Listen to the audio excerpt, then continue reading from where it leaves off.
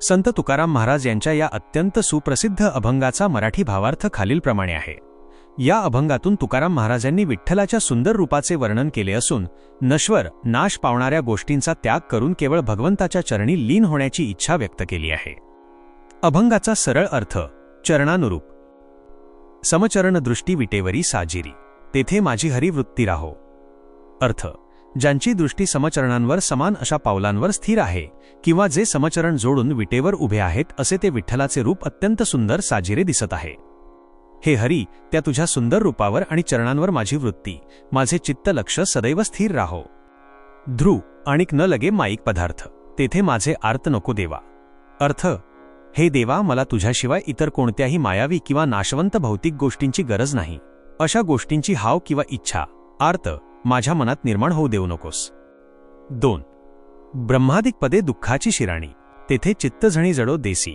अर्थ, ब्रह्मदेवाचे किंवा इंद्राचे पद हे जरी जगाला सर्वोच्च वाटत असले तरी ते शेवटी दुःखाचेच कारण आहे, कारण ते पद संपल्यावर दुःखच वाट्याला येते, ते शाश्वत नाही। त्यामुळे अशा मोठ्या लौकिक पदव्यांमध्ये माझे चित्त किंवा मन चुकूनही गुंतू देऊ नकोस। 3. तुका म्हणे त्यांचे कळले आम्हा वर्म, जे जे कर्मधर्म नाशवंत। अर्थ, तुकाराम महाराज म्हणतात की आम्हाला या सर्व गोष्टींचे खरे वर्म गुपित आता समजले आहे।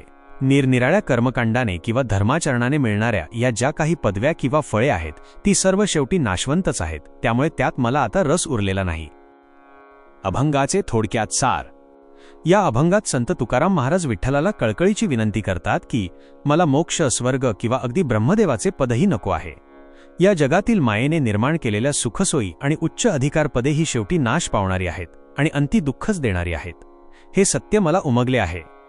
त्यामुळे हे पांडुरंगा, मला फक्त तुझ्या त्या विटेवर उभ्या असलेल्या साजिऱ्या रूपाचे दर्शन हवे आहे आणि माझे मन सदैव तुझ्याच चिंतनात मग्न राहावे, हीच माझी एकमेव इच्छा आहे।